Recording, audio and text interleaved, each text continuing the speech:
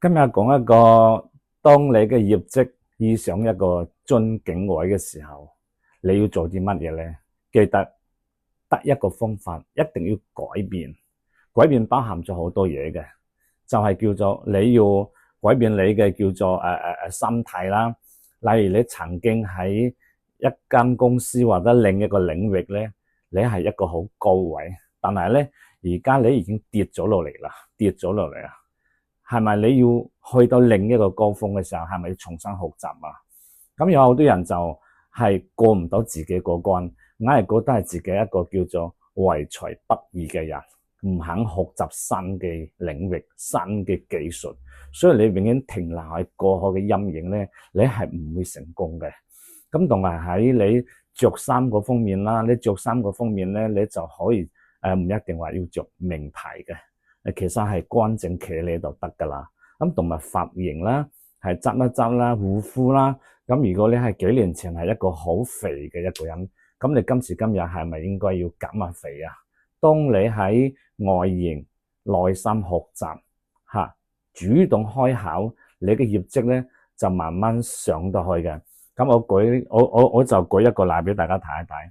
曾經咧有一個人咧喺 A 嗰邊嘅公司高位嚟噶，但係而家叫佢過嚟，因為 A 公司已經死咗嘛，咁而家佢過嚟呢一間公司咧，佢係想咁樣跳過去，我就話俾你聽，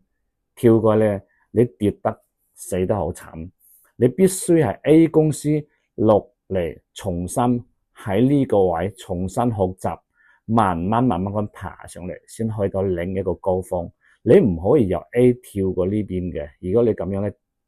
跌得死得好慘嘅，明唔明意啊？即係大家一定要改變你嘅心態。做任何公司，你去到一個新嘅環境，你有以前嘅經驗，但係咧，你一定要有空杯嘅心態，重新學習，重新起吓，跟住重新起咧，重新學習，你先得去到另一個高峰吓。呢個就係你心態上邊嘅嘢，唔好將自己覺得，哎呀，我曾經幾咁輝煌。但係你輝煌係過咗去噶嘛？你去到第二間公司，係咪重新學習，改變自己嘅心態，由低做起，跟住你先得到團隊嘅尊重吓。咁你係真係靠實力上嚟噶嘛？明唔明啊？如果你靠人哋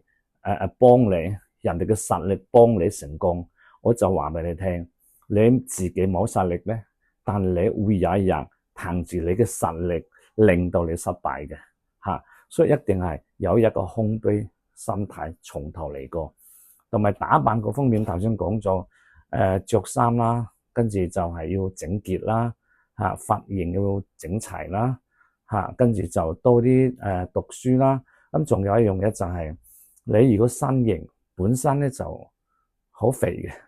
當然肥咧唔係話叫歧視。當你一個去到身形去到150斤一個女仔，係咪好肥啊？咁如果一個男人而家去到180斤、190斤，超級肥噶啦。咁你要令自己咧慢慢喺將身形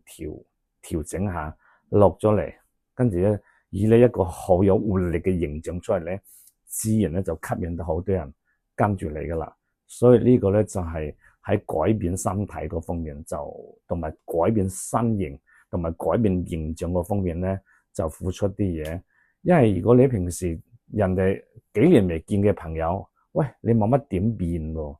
冇乜點變，咁即係話你以前嘅成功以前成功又好，唔成功又好，你依然保持以前嗰個狀態咧，